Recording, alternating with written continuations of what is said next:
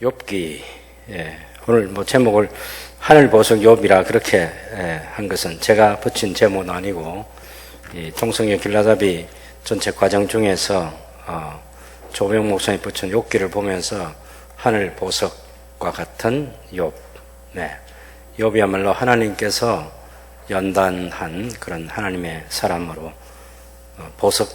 보석으로 된 거죠. 보석이 드디어 우리가 42장까지 읽어보면 처음에 욥을 자랑하던 하나님의 자랑보다 훨씬 더 깊고 부요한 하나님에 대한 지식, 또 인생에 대한 깨달음, 그런 것들을 가지고 회개하고 탄식하고 하나님을 찬양하는 욥을 볼 수 있습니다. 욥기 한번 마지막 42장을 보실까요? 우리는 항상 책을 확인하는 게 중요합니다. 욥기 42장.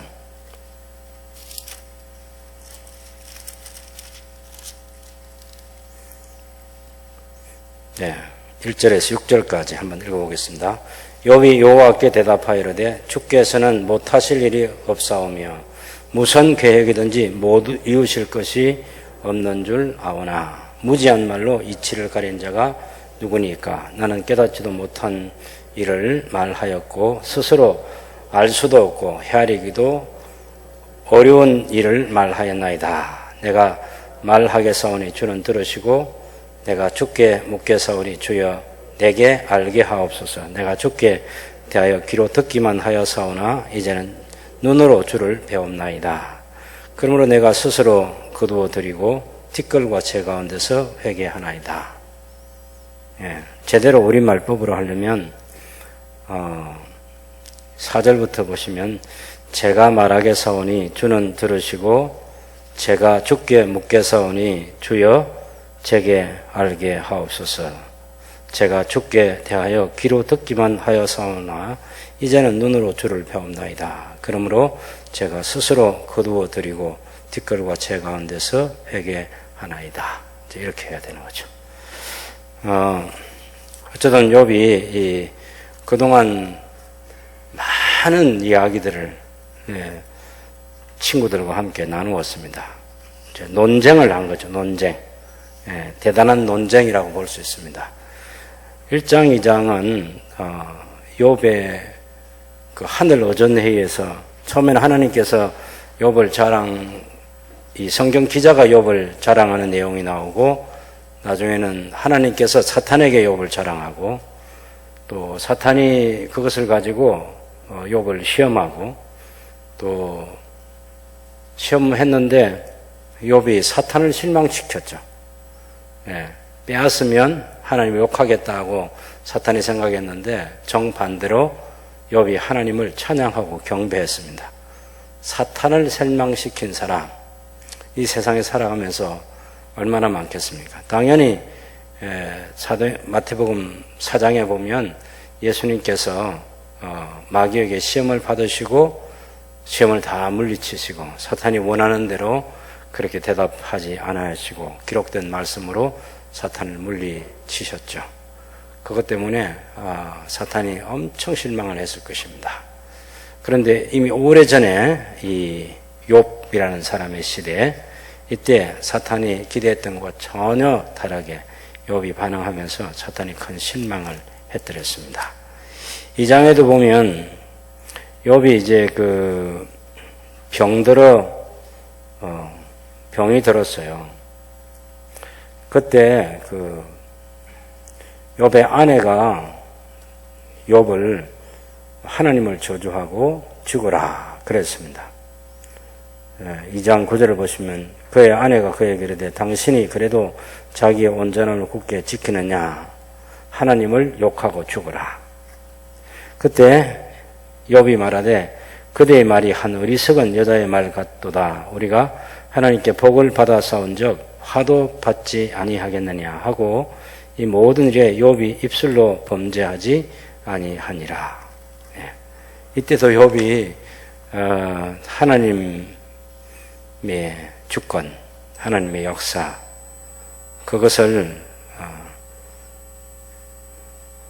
하나님의 섭리를 아는 거죠. 하나님께 복을 받았은 적 또 화도 받지 아니하겠느냐. 사탄이 참 욥의 이 말을 들으면서 굉장히 충격적이었을 것입니다. 욥기에 대한 역사성을 뭐 이런저런 얘기를 많이 하지만 에스겔 선지자가 욥에 대해서 에스겔서 14장 14절 20절에 이렇게 얘기합니다. 비록 노아, 다니엘, 욥 이 세 사람이 거기에 있을지라도 그들은 자기의 공의로 자기의 생명만 건지리라. 나 주 여호와의 말이니라. 14장 20절에 비록 노아, 다니엘, 욥이 거기에 있을지라도 나의 삶을 두고 맹세하노니 그들도 자녀는 건지지 못하고 자기의 공의로 자기의 생명만 건지리라. 주 여호와의 말씀이니라. 주 여호와께서 에스겔에게 노아, 다니엘, 욥 이 세 사람을 언급해 주셨습니다. 그러니까 기도의 사람이죠. 그런데 그 정도 의로운 사람, 노아처럼 여기 안 꺼졌는데 이걸 꺼야지.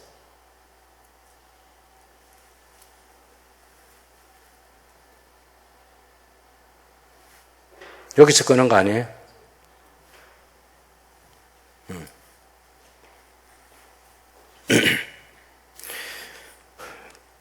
에스겔이 이제 그 당시에 의롭지 못한 사람들 이스라엘을 위한 기도하고 하는데 하나님께서는 이미 심판이 작정되어 있어서 더 이상 안 된다. 그런 얘기였습니다. 특별히 야고보서 5장 11절을 보면 보라 인내하는 자를 우리가 복되다 하나니 내가 욥의 인내를 들었고 주께서 주신 결말을 보았거니와 주는 가장 자비하시고 긍휼히 여기시는 자인이시니라. 주는 가장 자비하시고 긍휼히 여기는 이시니라. 이렇게 하죠. 자신이라 그렇게 하는 게 아니고. 어쨌든 지금 욥 하면 인내하는 사람, 인내. 이건 보통 인내가 아니고 자기가 어찌할 수 없어서 그냥 견뎌내는 거죠. 그냥 견뎌내는 것입니다. 아이고 하나님이 하시는데 그냥 내가 참고 있어야지 이게 아니고 욥의 친구들의 많은 질문을 받고 또 친구들이 욥에게 회개하라 그런 얘기도 있고 또 욥이 친구들이 추측해서 네가 당하는 그 정도 일을 보면 우리가 알지 못하는 큰 일을 네가 저질른 것 같다. 지금이라도 하나님 앞에 회개하고 용서를 받고 또 새 출발을 해라.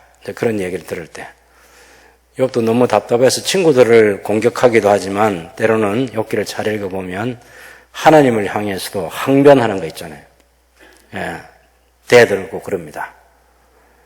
우리가 보통 하나님 앞에서는 우리가 아무것도 할 수 없는 사람처럼 굉장히 착한 사람으로 우리 신앙을 지켜가지만 시편 성도를 봐도 그냥 착하지만은 안 해요. 막 하나님께 대들고 따지고 우리가 요나 선자만 해도 막 성도 내고 뭐 하나님께서 뭐라 하시면 그래 내가 성내는 것이 합당합니다 하고 하나님께서 이렇게 하시는데 제가 어찌 가만히 있겠습니까 하고 막 이렇게 대드는 거 있잖아요. 그런 거 다 받아주시면서 하나님이 요나도 다루시고 시편 성도도 다루시고 욥도 그렇게 다루시는 거죠. 욥이 하는 말 하나님이 다 들으셨습니다. 욥의 친구들이 하는 말도 다 들으시는 거죠. 욥기의 구조를 보면 긴 내용입니다. 한번 보시면 2장까지 서론이라고 할 수 있을 것이고요. 마지막 42장 7절에서 17절까지가 결론이라고 말할 수 있을 것입니다. 그 중간에 이제 들어있는 내용이 3장에서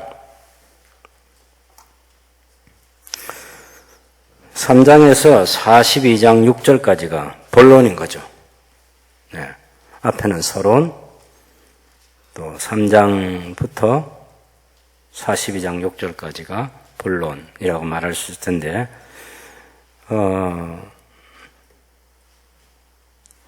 욥이 이제 3장에 오면 자기 생일을 저주합니다. 1장, 2장에서는 굉장히 좋은 신앙인으로 욥이 자기를 마지막에 드러냈어요. 거기까지 좋았어요.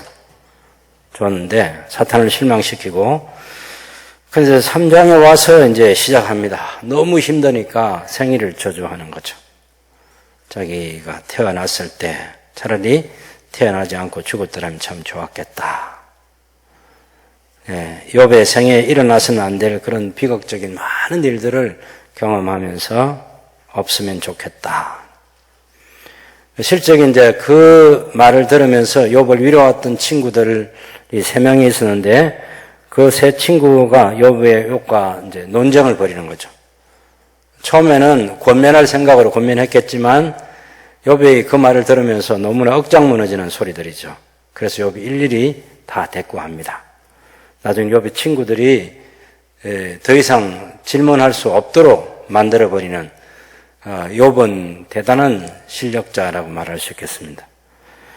욥의 세 친구들과의 대화가 27장 4장 1절부터 27장 13절까지 이어지고, 그리고 이제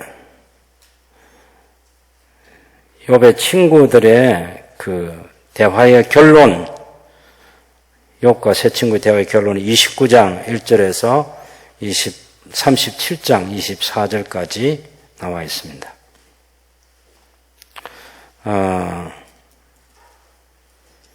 그리고 하나님께서 마지막으로 욥에게 폭풍 같은 질문을 하시면서 욥을 굴복시키고 욥이 욥으로 하여금 회개하고 또 하나님을 찬양하게 하는 내용의 그 마지막 멋진 하나님의 개입이 욥을 깊은 신앙의 사람으로 만들어주는 일을 하는 거죠.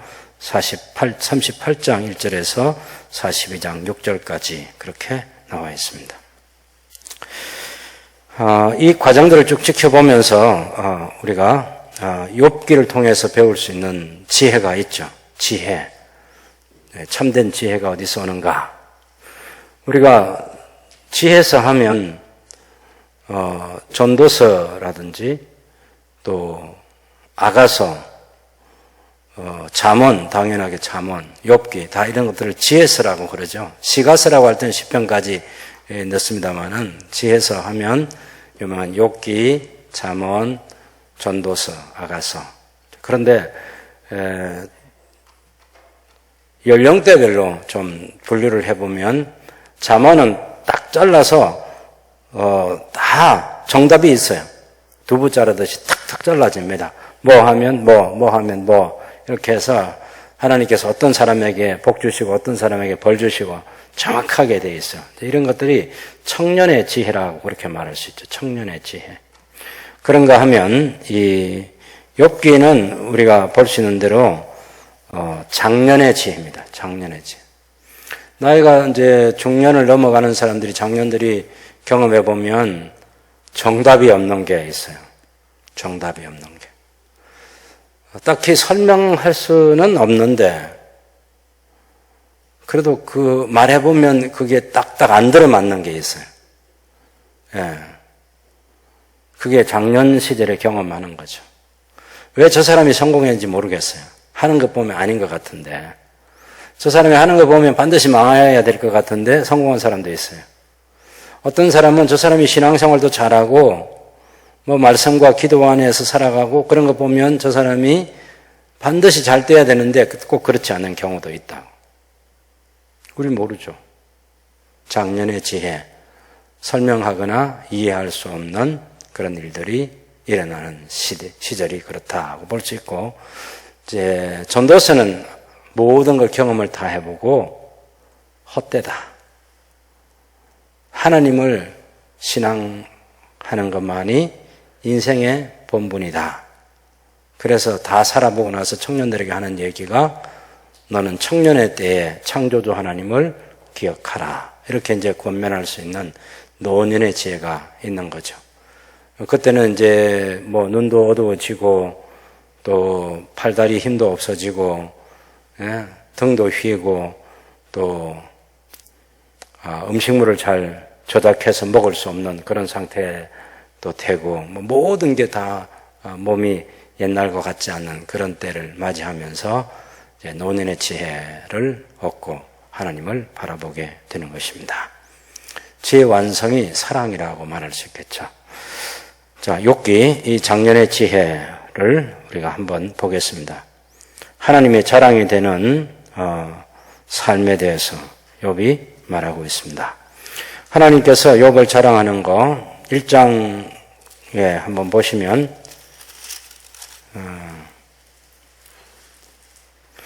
1장 1절에 우스 땅에 욥이라 불리는 사람이 있었는데 그 사람은 온전하고 정직하여 하나님을 경외하며 악에서 떠난 자더라. 예. 이게 욥기 저자가 지금 욥을 이렇게 하는 것이고 8절에 보면 여호와께서 사탄에게 자랑하는 게 있어요. 네가 내 종 욥을 주의하여 보았느냐. 그와 같이 온전하고 정직하여 하나님을 경외하며 악에서 떠난 자는 세상에 없느니라. 이게 하나님의 자랑이죠. 정말 대단한 자랑 아닙니까?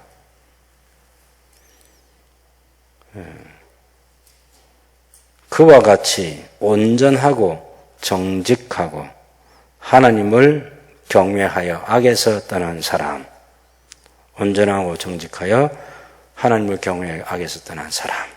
하나님께서 의로운 그 노아를 자랑하고 싶어 하셨듯이 이 욥을 이렇게 자랑하는 거죠. 욥은 지금 시간상으로는 우리가 욥기, 시편, 잠언, 전도, 아가 이 근처에다가 욥기를 배치해 놓았지만 실제로 욥의 역사적인 시기는 그 아브라함 시대인 거죠. 아브라함 시대, 족장 시대. 적어도 아브라함이 역사의 무대에 등장할 무렵. 그래서 지금도 터키의 그 우르파에 가면 욥의 집이 있죠. 욥의 집터가 있고, 그래서 욥의 유적지를 발견할 수 있고 욥의 우물이 있는 그런 곳을 여행해 볼 수 있을 것입니다. 어쨌든 욥이라는 사람 역사적인 인물이고 하나님께서 자랑하는 그런 신앙의 사람이었다. 그것을 알 수 있습니다. 그 다음에 욥의 세 친구의 질문이 4장부터 3절까지 한 가지 문학적인 얘기를 좀 해보면 사실 욥기 1장, 2장은 이야기 형식으로 되어 있고 산문 형식, 이야기 형식으로 되어 있고 욥기 3장부터 42장 6절까지는 시문으로 되어 있어요. 시문. 우리 성경 가운데 이 표준 세번역이라는 이 책이 그 산문과 시문을 구분해서 이제 잘 해서 이건 형식을 딱 보면 이거 시문이구나 알 수 있도록 편집이 되어 있는데 이런 성경이 좀 나와야 되는데 안타깝습니다. 빨리 성서공회가 성경을 성도들이 읽는 성경을 만들어낼 때 산문은 산문대로, 이야기는 이야기대로, 시문은 시문대로 그렇게 구분을 해서 또 시를 아는 사람들이 이 시를 번역을 해가지고 잘 느낄 수 있도록, 딱 읽으면 느낄 수 있도록 그렇게 좀 번역을 해주시면 좋겠다. 간절한 독자의 한 사람으로 그런 생각을 갖는 거죠. 그래서 3장부터 42장 6절까지가 다른 그 시문으로 되어 있는 욥기의 형태이고 또 42장 7절부터 마지막 절까지는 또 산문 이야기 형식으로 되어 있는 그런 내용입니다. 그런 것도 조금은 이해하고 있으면 좋겠습니다. 물론 이제 영어 성경 같은 거 보면 잘 구분이 되어 있습니다. 산문과 시문으로 이렇게 잘 되어 있는데 우리 한글 성경은 그런 게 없어서 좀 읽으면서 느낌이 좀 잘 안 와서 답답한 그런 부분이 있죠. 욥의 세 친구의 질문, 우리가 욥기 논쟁에서 보인 친구들의 모습 한번 볼까요? 욥기 3장에서 욥이 생일을 저주하니까 욥기 4장에서 엘리바스가 이제 얘기를 하는 거죠. 네. 엘리바스, 나라면 하나님을 찾겠고 내 일을 하나님께 의탁하리라 얘기하니까 욥은 옳은 말이 어찌 그리 고통스러운고, 너희의 책망은 무엇을 책망함이냐.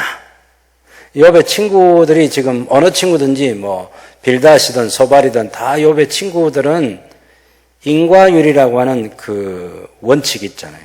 예. 거기다가 모든 것을 다 대입시켜서 욥이 이런 정도의 그 아들 7, 딸 3이 죽고 욥의 재산 다 잃고 욥이 건강까지 잃은 것은 이건 보통 하나님의 징계를 받은 게 아니다. 이 정도 징계를 받은 것을 보니까 결과적으로 우리가 알지 못하는 원인이 있지 않겠냐. 그렇게 해가지고 얘기를 사실 많이 하는 거죠. 그런데 욥의 친구들의 실력이 보통 실력이 아니거든요. 뭐 하나를 두고 그 생각 하나를 가지고 계속해서 욥에게 할 말이 있는 거죠. 우리가 저나 여러분이 이 욥기를 읽을 때 참 우리는 참 많이 부족하구나. 우리는 무슨 사건이 일어난 것을 두고 이렇게 해석하거나 또 남을 설득하기 위해서 무엇을 진술하거나 그런 것들이 쉽지 않아요. 쉽지 않습니다. 어떤 사람이 병에 걸렸다 합시다. 뭐라고 얘기할 거예요? 네. 네가 청년인데 그런 암에 걸린 것을 보면 네가 너 아버지나 네 어머니나 아니면 네가 그런 죄를 우리가 알지 못한 큰 죄를 지은 거 아니야? 너 회개할 거 없어? 아니 이건 말도 안 되는 그런 질문인 거죠. 우린 그런 걸 뭐 풀어서 설명할 수 있는 그런 실력이 없습니다. 저 같은 사람이 지식세계에 대해서 얘기를 하라고 하면 제가 아는 이 지식세계라고 하는 것은 조그마한 그 태평양 바다의 모래알 같은 그런 지식이라고 말할 수 있을 거예요. 자갈이라 하기에도 그만한 지식이 못 될 것 같습니다. 우리 인류 세계에 지금까지 발전하면서 어마어마한 지식 세계가 있지 않습니까? 그런 지식 세계에 제가 아는 게 뭐가 있겠습니까? 근데 이 욥의 친구들이 욥에게 생긴 이 일을 두고 굉장히 많은 얘기를 하는 거죠. 일단 이 친구들 보통 실력이 아니다. 그 생각 하나는 우리가 가져야 되겠습니다. 그래서 엘가스가 말하고 욥이 대답하고, 그죠? 또 빌닷이 말하고 욥이 말하고, 소발이 말하고 또 욥이 말하고 그런 대화를 해가는 거죠. 그런 대화 중에 우리가 아주 인상 깊은 거 하나 있습니다. 여러분, 그 욥기 8장에 한번 보실까요?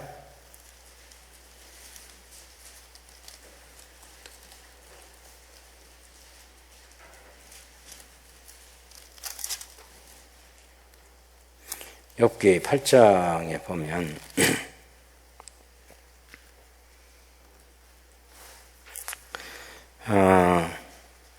욥에게 하는 말 가운데 수아 사람 빌닷이 대답하여 이르되 내가 어느 때까지 이런 말을 하겠으며 어느 때가 내 입의 말이 거센 바람과 같겠느냐. 하나님이 어찌 정의를 굳게 하시겠으며 전능하신 이가 어찌 공의를 굳게 하시겠는가.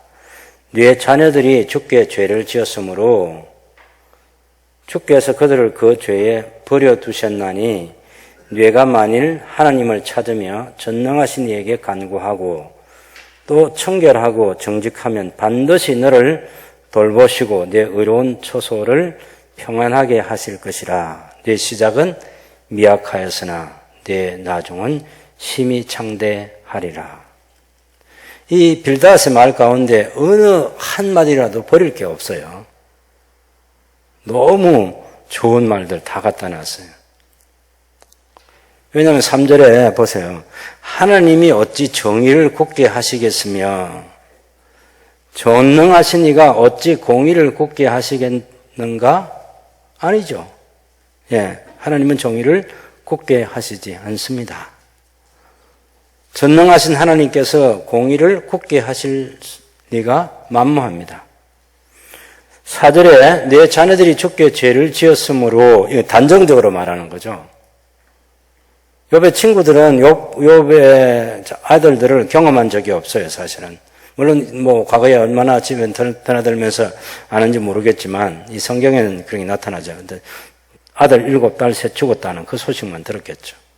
내 자녀들이 주께 죄를 지었으므로 주께서 그들을 그 죄에 버려두셨나니, 지금이라도 네가 만일 하나님을 찾으며 전능하신 네에게 간구하고. 욥이 하나님을 찾지 않은 적이 없어요. 계속해서 하나님 찾고 있는 거예요. 전능하신 하나님께 당연히 기도하는 거죠. 하나님께 간구하고 또 청결하고 정직하면 반드시 너를 돌보시고 내 어려운 처소를 평안하게 하실 것이라. 여기 뼈가 있는 얘기죠. 그냥 마냥 듣기만 좋은 소리예요. 욥이 들을 때 굉장히 상처가 되는 말인 거죠. 이 좋은 말 속에. 청결하고 정직하면, 이런 얘기. 아니 그러면 나를 더럽고 거짓말쟁이라고 생각하느냐? 욥으로서는 얼마든지 그렇게 생각할 수 있는 거죠. 또 7절에 내 시작은 미약하여서는 내 나중은 심히 창대하리라. 우리 주로 이제 이 구절 판에 새겨서 집에 걸어놓기도 하고 또 장사를 시작하는 사람들의 그 개업 예배 때 이런 걸 선물하기도 하고 그러잖아요. 내 시작은 미약하여서는 나중은 창대하리라. 이런 것들이 교회를 개척교회 하는데도 이런 성경 구절이 걸리는 거죠. 내 시작은 미약하였으나 내 나중은 심히 창대하리라. 이거 정말 안 맞는 말인 거죠. 성경은 이런 걸 약속한 적이 없어요. 이건 하나님의 말씀이 아니고 빌닷의 말인 거죠. 빌닷의 말. 욥기 읽으면서 주의해야 될 게 뭔가 하면 욥의 친구들의 말이 있어요. 욥의 말이 있어요. 그리고 하나님의 말씀이 있어요. 욥기 1장부터 40장까지 전체는 하나님의 말씀이에요. 이거 혼란스럽게 생각하면 안 됩니다. 욥기 전체는 하나님의 말씀이에요. 그 말씀 속에는 욥의 친구들의 신앙적이지 않는 말들도 있고 욥이 신앙적이지 않는 말들도 있고 하나님의 말씀도 있고 막 섞여 있단 말이에요. 그런데 그 중에 한 절을 딱 따서 앞뒤 다 잘라버리고 그 한 절이 성경에 기록되어 있으니까 이게 하나님의 말씀이고 그래서 내 시작은 미약하였으나 나중은 창대하리라. 이렇게 그것을 하나님의 말씀으로 믿으면 그리고 그 말씀을 가지고 다른 사람들에게 권면하고 축복하는 도구로 사용하면 안 된다라는 것입니다. 그렇게 하는 게 뭐냐면 요절주의가 되는 거예요. 요절주의. 우리는 이 욥기를 읽으면서 엘리바스의 말, 빌닷의 말, 소발의 말, 욥의 말. 그래서 성경과 성경이 서로 만나도록 다른 하나님의 말씀이 이 구절을 해석하도록 해야지요. 근데 성경 어디에도 이런 게 하나님 말씀으로 그렇게 되어 있는 곳은 없습니다. 그래서 밑줄 아무데나 그으면 안 된다. 그런 얘기를 하는 거죠. 밑줄을 아무데나 긋고 은혜 받고 그러면 안 되는 거죠. 잘못하면 그 전도서 같은 경우에도 헛되고 헛되다. 모든 것이 헛되다. 해 아래 새 것이 없다. 딱 그렇게만 그 구절을 떼와서 그렇게 해놓고 거기다 목 탁탁 치면 어떻게 되죠? 네, 그렇게 되는 거예요. 안 되는 거죠. 안 되는 거예요. 전도서 한 권이 뭘 말하려고 하는지 그래야지 그 109절만 딱 따내가지고 하나님 말씀처럼 그렇게 생각하면 안 되는 부분입니다. 빌닷의 말. 그래서 이제 이 욥기 전체에서 핵심이라고 할 수 있는 게 욥기 28장입니다. 한번 보실까요? 욥기 28장.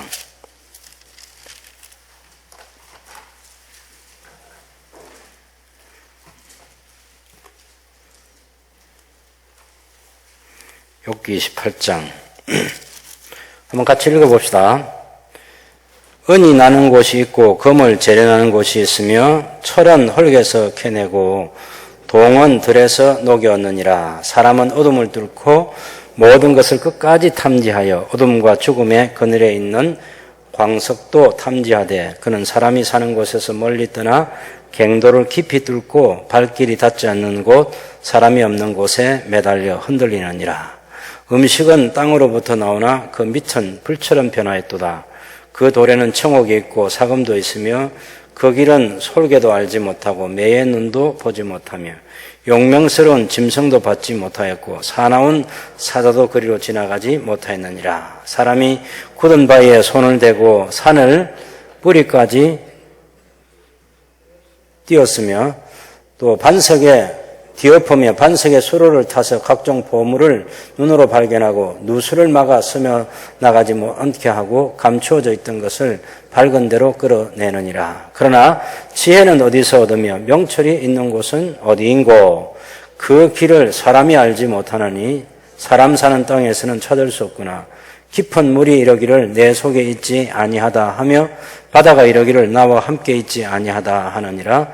순금으로도 바꿀 수 없고 은을 달아도 그 값을 당하지 못하리니 오빌의 금이나 귀한 청옥수나 남보석으로도 그 값을 당하지 못하겠고 황금이나 수정이라도 비교할 수 없고 정금 장식품으로도 바꿀 수 없으며 진주와 벽으로도 비길 수 없나니 지혜의 값은 산호보다 귀하구나. 구스의 황옥으로도 비교할 수 없고 순금으로도 그 값을 헤아리지 못하리라.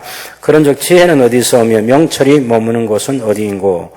모든 생물의 눈에 숨겨졌고 공중의 새에 가려졌으며 멸망과 사망도 이러기를 우리가 귀로 그 소문을 들었다 하느니라. 하나님이 그 길을 아시며 있는 곳을 아시나니 이는 그가 땅 끝까지 감찰하시며 온 천하를 살피시며 바람의 무게를 정하시며 물의 분량을 정하시며 비 내리는 법칙을 정하시고 비구름의 길과 우레의 법칙을 만드셨습니다. 그때 그가 보시고 선포하시며 굳게 세우시며 탐구하셨고 또 사람에게 말씀하셨다. 보라 주를 경외함이 지혜요 악을 떠남이 명철이니라. 예. 마지막 절에 굉장히 놀라운 말씀이죠. 사람에게 말씀하시는데 보라 주를 경외함이 여호와를 경외함이 지혜다. 그죠? 악을 떠남이 명철이니라. 잠언에서 같은 진리를 얘기하죠. 잠언에서도 여호와를 경외하는 것이 지혜와 지식의 근본이다. 주를 경외함이 지혜이다. 이 경외가 사람들 마음속에 경외하는 마음이 언제 표현되어 있죠? 하나님을 경외하는 우리 창세기, 출애굽기, 레위기, 민수기, 신명기, 오경을 읽잖아요. 그 하나님을 경외하는 마음의 태도가 표현되어 있는 내용이 언제 있었죠?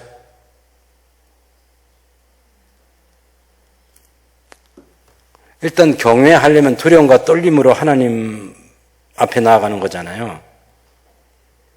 네. 언제 그런 마음을 가졌어요? 출애굽기 20장에서 보면 시내산 언약을 체결하는 그 과정에 시내산 언약 가운데 흔히 우리가 말하는 십계명이라는 그 말씀이 선포될 때 하나님이 그 주변 배경을 굉장히 무시무시한 장면 가운데서 장면을 연출해 놓으시고 하나님의 쩌렁쩌렁한 목소리로 들려주셨죠. 그 소리 들으면서 사람들이 야, 저 목소리를 계속 듣다가는 우리 죽겠구나 생각한 거죠. 두려웠어요. 그런데도 그 말씀을 들어야 했어요. 그래서 모세에게 하나님이 계속 말씀하시면 우리가 죽을까 합니다. 우리가 죽겠습니다. 그래서 모세 당신이 하나님께 말씀을 듣고 우리에게 얘기해 주십시오. 그래도 우리가 똑같은 하나님의 말씀으로 우리 마음에 받아들이고 순종하겠습니다. 이게 이제 경외하는 거예요. 그 신명기에서 그걸 딱 지적해 둔다.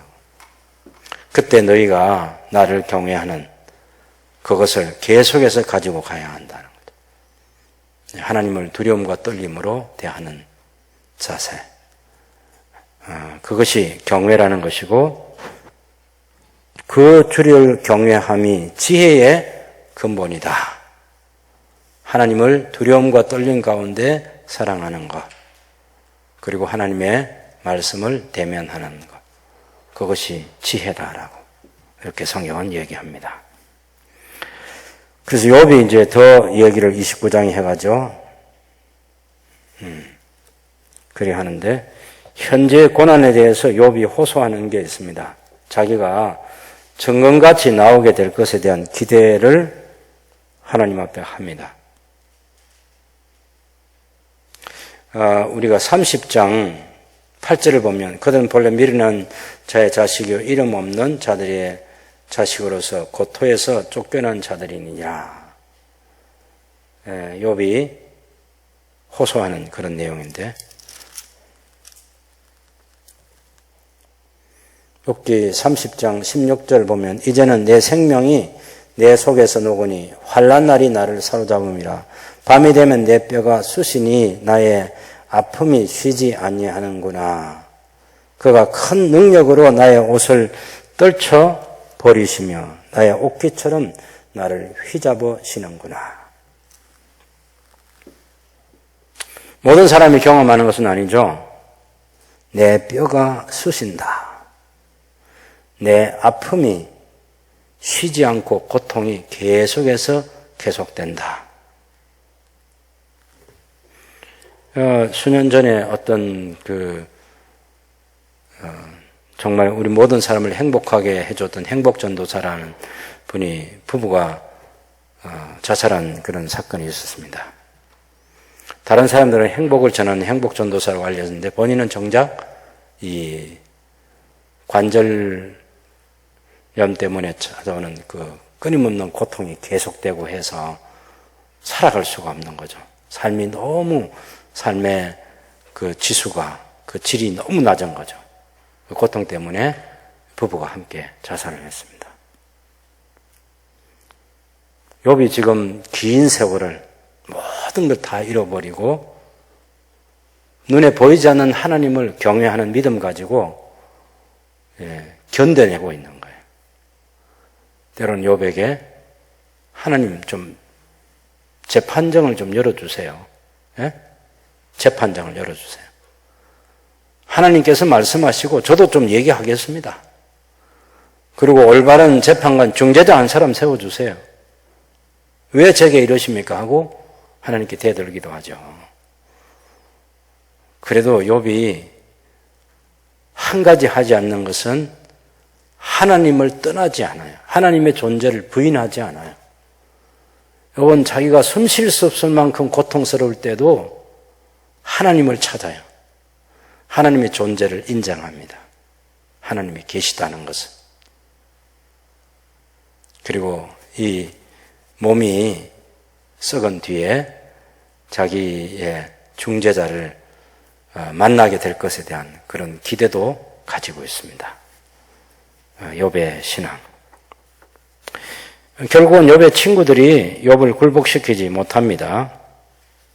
그리고 이제 그 세 사람 엘리바서 또 빌닷, 소발 이 세 친구가 욥과 논쟁에서 이기지 못하고 이제 나중에는 엘리후라는 새로운 논쟁자가 등장해서 그 어르신들이 이 욥과 논쟁하는 거 다 들어보니까 이거 수준이 저래가지고 욥을 굴복시키지 못한다 해가지고 이제 자기가 막 용기 있게 나섰는데 그 엘리후도 결국은 욥을 이겨내지 못하는 거죠.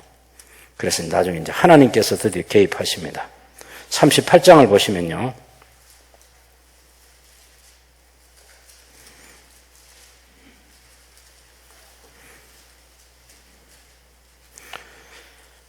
(38장) (39장에) 어마어마하게 그 질문들이 있습니다. 그때 여호와께서 폭풍우 가운데서 욥에게 말씀하여 이러시되 무지한 말로 생각을 어둡게 하는 자가 누구냐? 너는 대장부처럼 허리를 묶고 내가 네게 묻는 것을 대답할지니라. 내가 땅에 기초를 놓을 때 네가 어디 있었느냐?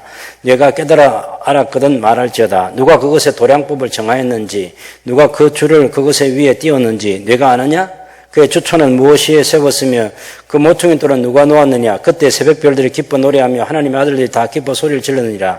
바다가 그 못에서 터져 나올 때에 문으로 그것을 가둔 자가 누구냐? 그때에 내가 구름으로 그 옷을 만들고 흑암으로 그 강보를 만들고 한계를 정하여 문빗장을 지르고 이러기를 네가 여기까지 오고 더 넘어가지 못하리니 네 높은 파도가 여기서 그칠지어다 하였도다. 내가 너의 날에 아침에게 명령하였느냐? 새벽에게 그 자리를 일러주었느냐? 그것으로 땅끝을 붙잡고 악한 자들을 그 땅에서 떨쳐버린 일이 있었느냐? 땅이 변하여 진흙에 인친 것 같이 되었고 그들은 옷같이 나타나되 악인에게는 그 빛이 차단되고 그들의 높이 든 팔이 꺾이느니라. 뇌가 바다의 샘에 들어갔었느냐? 깊은 물 밑으로 걸어다녀 보았느냐? 사망의 문이 내게 나타났느냐? 사망의 그늘진 문을 내가 보았느냐? 땅의 너비를 내가 청량할 수 있느냐? 내가 그 모든 것들을 다 알거든 말할진자. 어느 것이 광명에 있는 곳으로 가는 길이냐? 어느 것이 흑암에 있는 곳으로 가는 길이냐? 너는 그의 지경으로 그를 데려갈 수 있느냐? 그의 집으로 가는 길을 알고 있느냐? 내가 아마도 알리라. 내가 그 땅에 그때에 태어났으리니 너의 횟수가 많음이니라. 네가 눈 곳간에 들어갔느냐? 우박 창고를 보았느냐? 내가 환난 때와 교정과 전쟁의 날을 위하여 이것을 남겨두었느니라. 광명이 어느 길로 뻗치며 동풍이 어느 길로 땅에 흩어지느냐? 누가 홍수를 위해서 물길을 터주었느냐? 우리와 번개와 길을 내어 주었느냐? 이런 질문들이요, 폭포수 같이 쏟아지는 거예요. 이 질문 앞에 욥이 드디어 고개를 숙이는 거죠. 하나님께서 말씀하셔도 제가 한마디도 대답할 수 없습니다. 아니, 대답하지 않겠습니다. 제가 잘 몰랐습니다. 제가 아는 게 없습니다. 지금 하나님께 창세기 1장, 2장 가지고 질문하는 거죠? 그냥 1장, 2장 가지고 얘기하는 거예요. 뭐 그 뒤에 있었던 얼마든지 질문을 더 만들 수 있는 헤아릴 수 없는 질문 만든 게 가능하겠죠. 근데 창세기 1장, 2장에 나오는 창조 사건과 관련해서 하나님께서 쏟아붓는 이 질문 앞에 욥이 참 무지한 사람으로서 얘기를 내가 했구나. 그래서 욥이 더 이상 말하려고 하지 않습니다. 40장 여러분 보실까요? 여호와께서 또 욥에게 일러 말씀하시되 터집 잡는 자가 전능자와 다투겠느냐? 하나님을 탓하는 자는 대답할지니라. 욥이 여호와께 대답하여 이르되 보시옵소서 저는 비천하오니 무엇이라 주님께 대답하리이까? 손으로 제 입을 가릴 뿐이로소이다. 제가 한 번 말하였은즉 다시는 더 대답하지 아니하겠나이다. 이게 욥이 하나님의 질문 앞에서 겸손해진 욥의 모습이죠.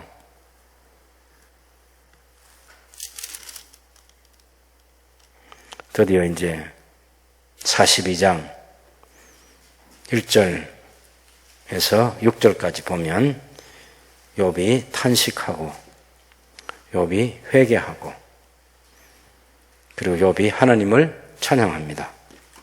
같이 한번 읽어보겠습니다. 욥이 여호와께 대답하여 이르되 주께서는 못하실 일이 없사오며 무슨 계획이든지 못 이루실 것이 없는 줄 아오니 무지한 말로 이치를 가린 자가 누구냐?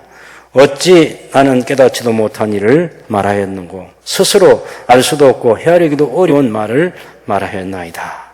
제가 말하겠사오니 주는 들으시고 제가 주께 묻겠사오니 주여 제게 알게 하옵소서. 제가 주께 대하여 귀로 듣기만 하여사오니 이제는 눈으로 주를 배웠나이다. 그러므로 내가 스스로 거두어 드리고 티끌과 제 가운데서 회개하나이다.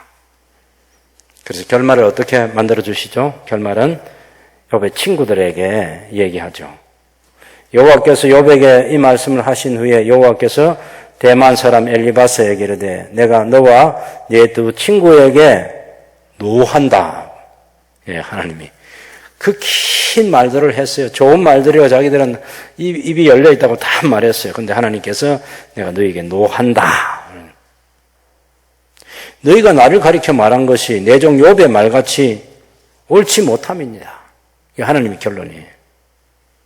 그래서 너희가 수소 7, 순양 7 가지고 내 종 욥에게 가서 너희를 위해서 번제를 드리도록 하여라.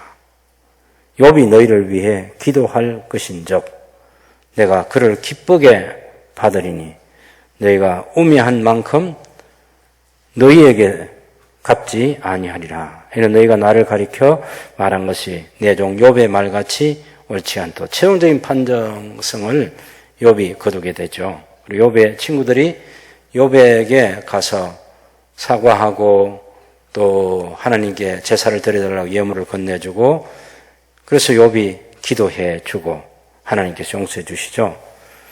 그래서 10절에 보면 욥이 그의 친구들을 위하여 기도할 때에 여호와께서 욥의 공경을 돌이키시고, 예, 욥의 공경을 욥이 그 친구들을 용서해 주는 거죠. 욥이 친구들을 용서하고 친구들을 위해서 중보 기도를 하고 그럴 때 욥을自動적으로 하나님께서 욥까지 용서해 주시고 욥에게 복을 주십니다. 12절부터 마지막 절까지 한번 읽어봅시다. 여호와께서 욥의 말년에 욥에게 처음보다 더 복을 주시니 그가 양 14,000과 낙타 6,000과 소 1,000결이와 암나귀 1,000을 두었고 또 아들 7과 딸 3을 두었으며 그가 첫째 딸은 어미마라 이름하였고 둘째 딸은 그시아라 이름하였고 셋째 딸은 게렌 합북이라 이름하였으니 모든 땅에서 욥의 딸들처럼 아리따운 여자가 없었더라. 그들의 아버지가 그들에게 그들의 오라비들처럼 기업을 주었더라. 그 후에 욥이 140년을 살며 아들과 손자 4대를 보았고 욥이 늙어 나이가 차서 죽었더라. 예, 욥이 인내의 시간을 가졌습니다. 그것이 야고보서 5장이 우리에게 보여주는 진리이고 성령께서 야고보를 통하여서 교훈하신 거죠. 욥의 인내를 너희가 보았다. 그리고 그 결말은 이렇게 욥기의 마지막 얘기하는 것처럼 좋았다는 거죠. 그래서 우리의 신앙생활에 이해하거나 설명할 수 없는 그런 일들이 있어도 끝까지 견디고 욥의 표현 가운데 때로는 침 삼킬 틈도 하나님께서 제게 주시지 않습니다. 그렇게까지 얘기하게 돼요. 분초를 하나님께서 침 삼킬 틈, 분초 이런 시간도 하나님께서 욥에게서 떠나지 않은 거죠. 언제나 함께 하시는 거죠. 하나님이 함께 하시는 사람이라도 이해하거나 설명할 수 없는 고통이나 고뇌가 있을 수 있죠. 그건 몰라요. 저도 모르고 여러분도 모릅니다. 하나님께서 섭리하시는 일을 우리가 어찌 알겠어요? 근데 분명한 것은 하나님께서 욥에게 더 깊은 진리를 깨닫게 해주는 거죠. 수많은 질문들을 쏟아부으면서 요셉을 하나님의 깊은 세계로 인도해 가시죠.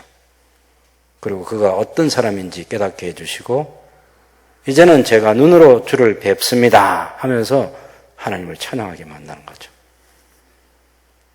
크고 작은 일들 우리에게 생길 수 있습니다. 그때 욥처럼 기다릴 수밖에 없는 우리의 삶이 된다 해도 끝까지 기다려야 되겠습니다. 하나님이 욥의 인생을 두고 장난치지 않았습니다. 하나님은 결코 장난치는 분이 아니십니다. 목적 있게 이끌어 가시는 거죠. 다만 우리가 모를 뿐인 것이고 더 깊은 하나님의 세계에서 마침내 우리 자신을 발견하게 하시고 하나님을 발견하게 하시고 하나님이 찬양을 받으실 것입니다. 하나님이 침묵하는 것 같은 긴 시간이라 할지라도 기도하면서 하나님을 기다리고 하나님을 높이는 삶을 통해서 하나님의 복을 받는 복된 성도의 삶이 되시기를 바랍니다.